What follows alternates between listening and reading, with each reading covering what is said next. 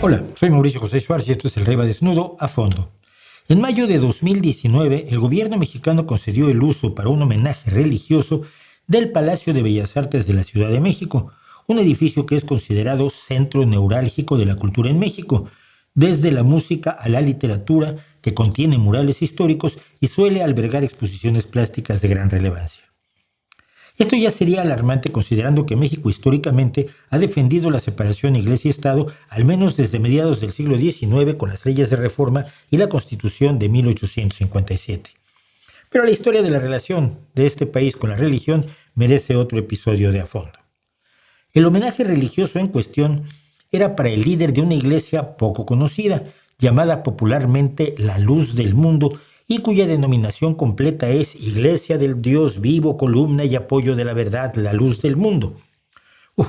El líder en cuestión era Nazón Joaquín García y la fiesta era por su cumpleaños número 50, como decía la invitación, una magna gala preparada para honrar al excelentísimo apóstol de Jesucristo con la participación de la Orquesta Sinfónica de la Secretaría de la Marina Armada de México, ya que el homenaje incluía una ópera dedicada al líder. Si todo esto era grave, lo era mucho más que desde al menos 2 años atrás hubiera acusaciones serias con nombre y rostro de que en la secta de Nazón se producían graves delitos sexuales, principalmente contra menores. Acusaciones que derivaron en que menos de un mes después Nazón fuera detenido en Estados Unidos con cargos por 26 delitos graves cometidos en el sur de California solamente. Ningún gobierno mexicano, ni de la Federación ni del estado de Jalisco, donde medra esta secta destructiva, emprendió ninguna investigación por las acusaciones de los muchísimos más delitos, al parecer, cometidos en México. Nazón hoy cumple condena y enfrenta nuevos juicios, pero veamos qué era y qué es su iglesia. Nazón Joaquín, su nombre.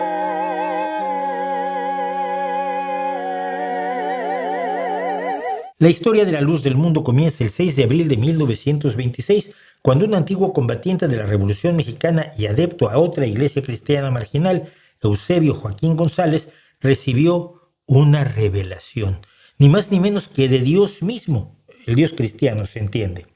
Dios le dijo que los últimos 19 siglos habían sido un error religioso porque los cristianos se habían apartado de la iglesia verdadera fundada por Jesucristo. Dios le cambió el nombre y le prometió: tu nombre será Aarón, lo haré notorio por todo el mundo y será tu bendición. Además, rimaba.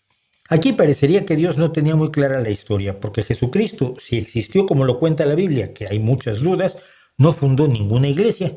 Pero bueno, minucias eclesiásticas aparte, Eusebio recibió un encargo impresionante: restaurar la iglesia cristiana primitiva. La iglesia cristiana primitiva es el objetivo de toda una serie de denominaciones llamadas restauracionistas, empezando por el protestantismo original de Lutero, que protestaba porque el Vaticano se había alejado de la iglesia original, y siguiendo con los mormones o Iglesia de Jesucristo de los Últimos Días, los testigos de Jehová, que hoy precisamente llamaban a mi casa, y grupos menos conocidos como los Swedenborgianos o la Nueva Iglesia Apostólica. Hay muchísimos más. Aquí uno, espectador externo de la historia, tiene 2 opciones: creer que algo le pasó a don Eusebio y procedió a fundar su nueva denominación cristiana convencido de que era lo que le ordenaba hacer Dios, poseído por un profundo sentimiento religioso, o puede uno ser un poquito más cínico y pensar que si las religiones están entre los mejores negocios del mundo, junto con el narcotráfico, el tráfico de armas, los servicios tecnológicos y el tráfico de personas, don Eusebio decidió ponerse aparte de su iglesia original para lograr el sueño dorado de vivir sin trabajar y de paso hacerse millonario. Usted decida. Eusebio se fue a Guadalajara, capital del estado mexicano de Jalisco, y donde empezaba a librarse de manera especial la llamada Guerra Cristera, de la cual ya hablamos ampliamente en otro episodio de A Fondo, cuyo enlace está en la descripción de este video. Eusebio fundó su iglesia junto con su esposa Elisa Flores y empezó a cosechar seguidores. Si querían ser cristianos, más querrían serlo al modo original apostólico, ¿no? Empezaron entonces las relaciones entre iglesia y gobierno. Si la institución de Eusebio reducía el número de católicos al convertirlos a su propia iglesia, eso convenía al gobierno, que estaba en guerra con las tropas animadas por el Vaticano.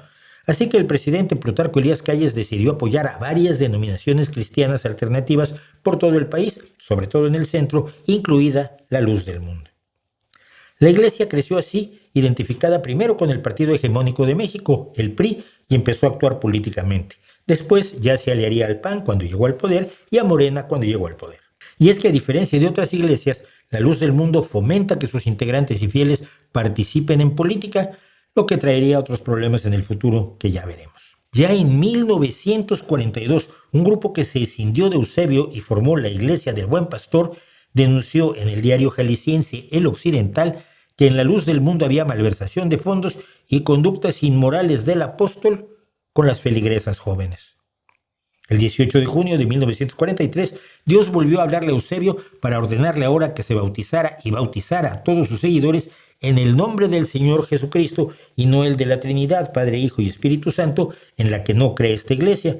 Por eso se llama unicista. Para entonces, Eusebio Joaquín ya había instalado un sistema de poder donde él, y solo él, controlaba todos los aspectos de la iglesia. Las buenas relaciones con la política se tradujeron en el regalo que recibió la iglesia en 1953 del entonces gobernador de Jalisco, un terreno en forma de pentágono irregular de 14 hectáreas en la ciudad de Guadalajara, donde se fundaría la colonia Hermosa Provincia, el reino absoluto de Eusebio, donde hoy viven entre 4 y 5 mil personas, la mayoría de ellas con una lealtad férrea a la iglesia y su líder, hermanos, como se hacen llamar.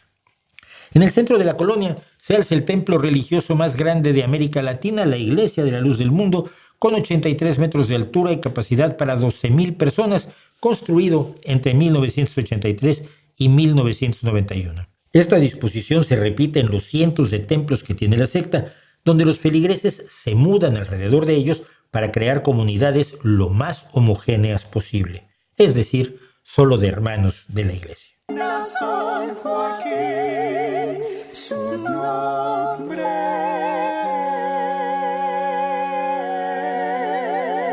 es. Eusebio Joaquín González murió el 9 de junio de 1964 y la dirección de la Luz del Mundo fue automáticamente heredada por su hijo, Samuel Joaquín Flores, labor para la que éste se había formado desde niño actuando como ministro de la secta. En la versión oficial de la iglesia, Samuel nació muerto. Pero Eusebio lo alzó al cielo gritando, sopló fuerte en su aliento y dijo: Samuel, Samuel, Samuel. Y Dios resucitó al niño. Eso es una hazaña. Samuel, que había nacido o resucitado en 1937, experimentó en 1961 como ministro de Veracruz otro episodio de visitación divina. Un momento en el que Dios le reveló que él era el ángel que se describe en el capítulo 10 del libro del Apocalipsis. En ese 1964, la iglesia tenía unos 15,000 fieles y Samuel Joaquín emprendió una intensa campaña de captación de fieles a nivel nacional e internacional que llevó a que, según el censo oficial mexicano, para 2010 tenía casi 10,000 seguidores, aunque según su propia página web de entonces, tenía 1,5 millones de fieles en México y 15 millones en todo el mundo. Además de procrear 8 hijos con su esposa, Samuel al parecer se considera un ángel más bien bisexual y no necesitado de compromisos, o eso dijeron al menos varias personas, hombres y mujeres, exmiembros de la secta, que en la década de 1990 acusaron al apóstol de haberlos violado cuando eran menores de edad, 15, 20 años atrás. Las acusaciones no prosperaron ante un poder judicial cercano al gobierno y por tanto a la iglesia.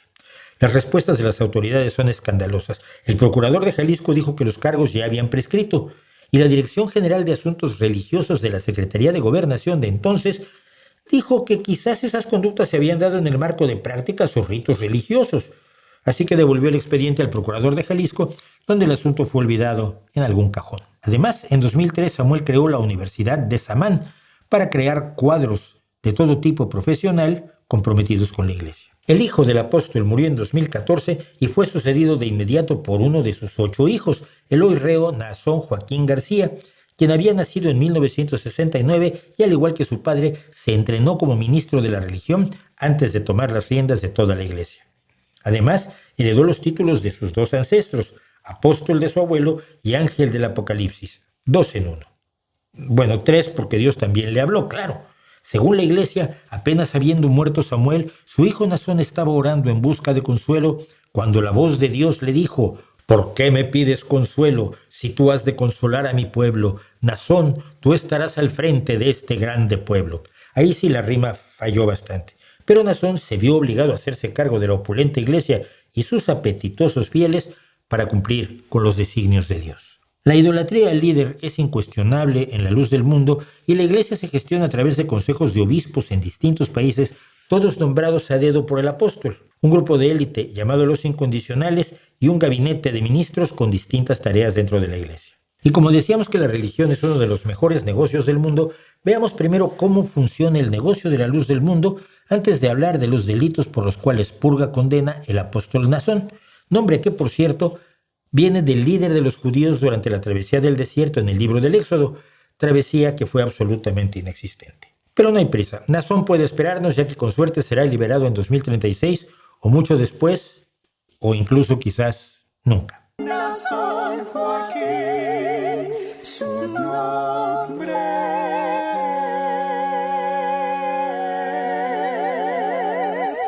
Dado que la policía o las policías, las muchas policías mexicanas nunca metieron las narices en los asuntos de la luz del mundo, vamos a tener que ir a las investigaciones de agentes federales de los Estados Unidos para conocer la realidad de la iglesia, a la cual estos agentes federales han denominado como una organización delictiva implicada en el tráfico de seres humanos, abusos sexuales, pornografía infantil, persecución de sus propios miembros, asesinatos mediante sicarios y lavado de dinero del narcotráfico, poseedora de bienes por una cantidad indeterminada de millones de dólares, pero muy por encima de los 500, y vinculada al Cártel Jalisco Nueva Generación, una de las más poderosas organizaciones del narcotráfico en México. Enorme contradicción para un grupo que afirma ajustarse a principios civiles, morales y religiosos de lo más estrictos y que vistos desde la ignorancia y desde afuera parecen bastante aceptables. Ser personas de bien, cumplir las leyes, respetar a las instituciones y a las autoridades, ser congruentes con sus enseñanzas religiosas y ayudar a los demás sin esperar nada a cambio. La base de su poder, como siempre en casos similares, como la cienciología, las distintas organizaciones de gurús indostanos y numerosas iglesias y sectas mucho menos conocidas, son sus fieles. A los fieles se les ofrece una iglesia alineada con los más puros principios de la cristiandad del siglo I, casi de la mano de Cristo. Lo que se les da es un poco distinto. La indoctrinación de los feligreses es intensa e implica algunos de los elementos esenciales de toda secta destructiva. Por ejemplo, que la iglesia ocupe todo el tiempo libre de los fieles fuera de su trabajo o estudios. La luz del mundo siempre tiene algo que hacer para sus adeptos: remodelar los templos, pintar, limpiar, organizar ventas de materiales para el sostenimiento de la iglesia, trasladar dinero en efectivo de distintos lugares hacia la central en Guadalajara, etcétera, etcétera. Los fieles no pueden tener televisión, ni pueden ir al cine, ni pueden oír más música que la autorizada por la iglesia, y de preferencia deben mantenerse dentro de las comunidades como hermosa provincia, saliendo poco de ellas. Además, tienen la obligación de aportar el diezmo, es decir, el 10% de todos sus ingresos, además de hacer otras donaciones constantes a lo largo del año, pues de no hacerlo no se salvarán y Dios no los perdonará. Usted sabe, a Dios lo primero que le interesa es el dinero. A estas alturas no le parecerá a usted raro que la mujer tenga un trato especial en la iglesia, el trato a un ser inferior. Aunque se proclama la igualdad, las mujeres llevan velo a los servicios, no pueden usar maquillaje, joyas o llevar el cabello corto. Deben verse austeras y recatadas, guardando silencio con todo sometimiento, según lo dispone San Pablo en su epístola segunda a Timoteo, y siguiendo el Génesis, deben obedecer a sus maridos sin cuestionamiento. Y por supuesto no pueden ser ministras de culto, como en el catolicismo no pueden ser curas. Al igual que tienen otras sectas, la luz del mundo tiene su propio servicio de seguridad, llamado Yacer, que protege a la familia y se dedica a perseguir e intimidar a quienes dejan la iglesia y hablan contra ella, como las mujeres que finalmente consiguieron que Naasón fuera enjuiciado. Una de ellas fue incluso secuestrada por este grupo y rescatada por el FBI para testificar en el primer juicio a Naasón. En otro caso, se habla directamente de un asesinato. Como la mayor parte del dinero de la secta se mueve en efectivo, es difícil ponerle cifras exactas a su fortuna. Se tienen algunos datos. El rancho Silverwolf, en Seguin, Texas, con valor de unos $4 millones, alberga por igual a caballos de raza y una colección de autos antiguos, además de su propio zoológico. ¡Ay! ¿Cómo me acuerdo yo de Escobar? El rancho Ebenezer de San Bernardino, California, vale otros 4 millones. Y vaya usted a saber el valor de los yates y aviones privados de los líderes de la secta. El Servicio Fiscal de los Estados Unidos ha hallado más de $60 millones en propiedades inmobiliarias de la familia, sin contar los templos y otras propiedades que están a nombre de la iglesia. La iglesia también compró tierra por más de $10 millones en Flowery Branch, en Georgia, con la intención de construir allí la ciudad de la luz del mundo. Y hay muchas más propiedades inmobiliarias obtenidas, dicen los agentes federales estadounidenses, lavando dinero para el cártel Jalisco Nueva Generación. San Joaquín, su nombre.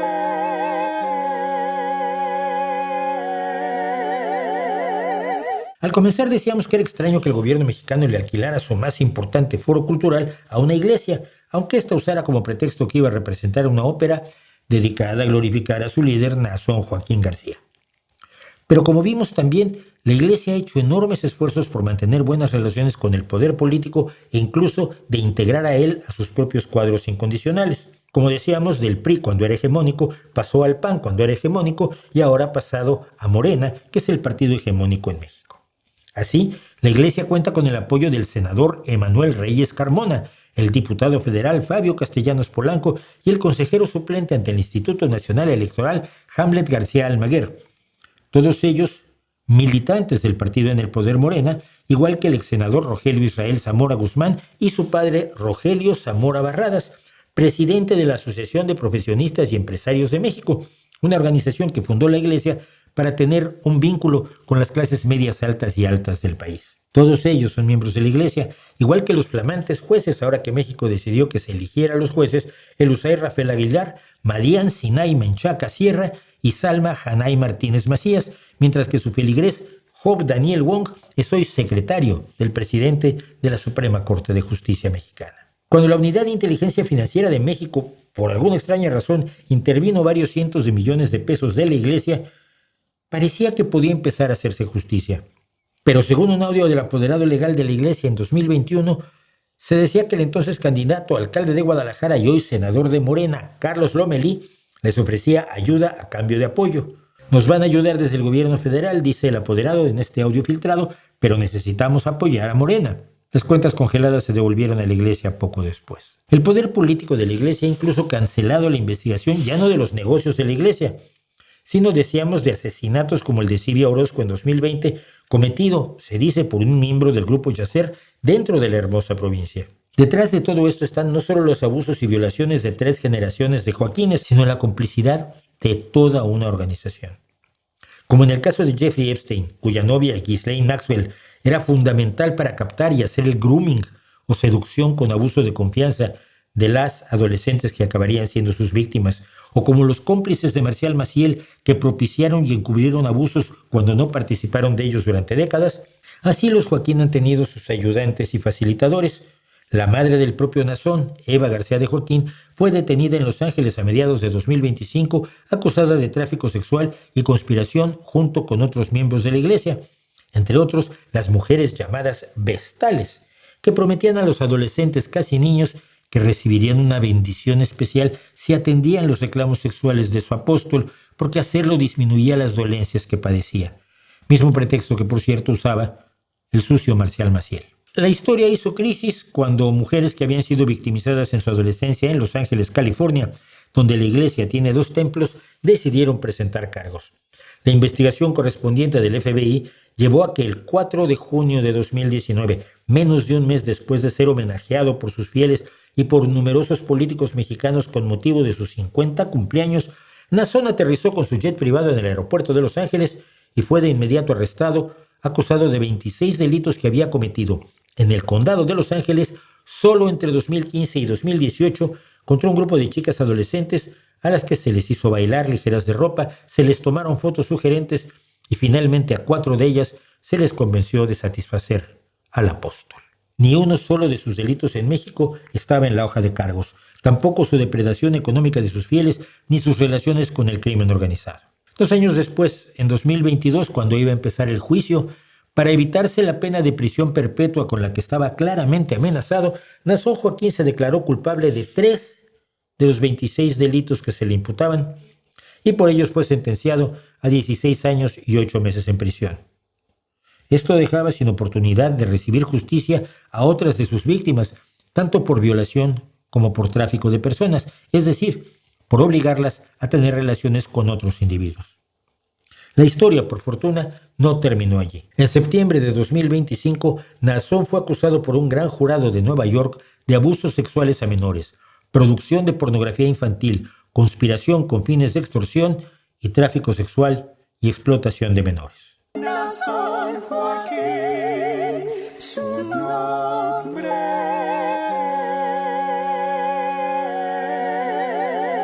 es.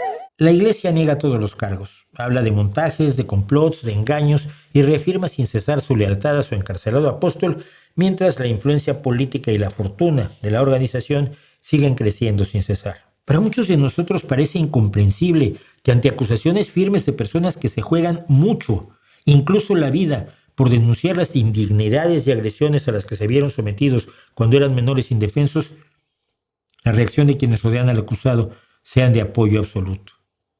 Pasa con políticos despreciables como Donald Trump, cuyos incondicionales lo son literalmente, quienes podrían verlo asesinando a alguien en la Quinta Avenida de Nueva York, como él mismo lo dijo, o violando a un adolescente, y seguirían apoyándolo sin ningún espíritu crítico. Quizás cometemos un error al educar más para la lealtad a las personas que a los principios, no lo sé. Pero resulta incomprensible para muchos de nosotros la defensa de los más despreciables criminales, no la defensa que hacen los abogados para preservar su derecho a un juicio justo, sino la defensa de conocidos, adeptos, feligreses, fieles, familiares. No se entiende. La secta Aum Shinrikyo del líder Shoko Asahara, responsable de numerosos asesinatos y el ataque con gas sarín al metro de Tokio en 1995, sobrevive en grupos con otro nombre, pero que siguen adorando a Asahara, que fue ejecutado en 2018 por sus crímenes. Aleph, Hikari no Wa y Yamada no Shudan. La secta de Osho, que fue responsable del primer y mayor ataque bioterrorista en los Estados Unidos en 1984, sigue existiendo y adorando a su líder Bhagwan Sri Rajneesh, Osho, y por supuesto vendiendo sus libros.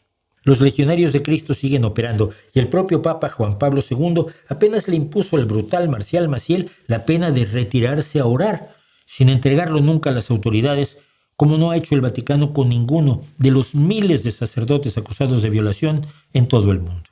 Y sin embargo, queda alguna esperanza.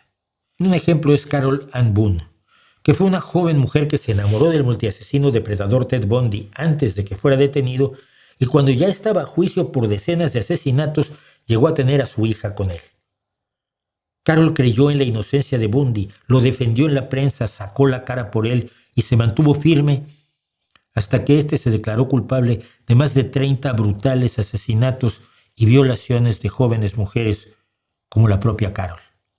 Ante eso, dejó a Bundy, que sería ejecutado en 1989. Es una esperanza porque la impunidad y la defensa de la impunidad es ciertamente enemigo de todos nosotros. ¿No cree usted?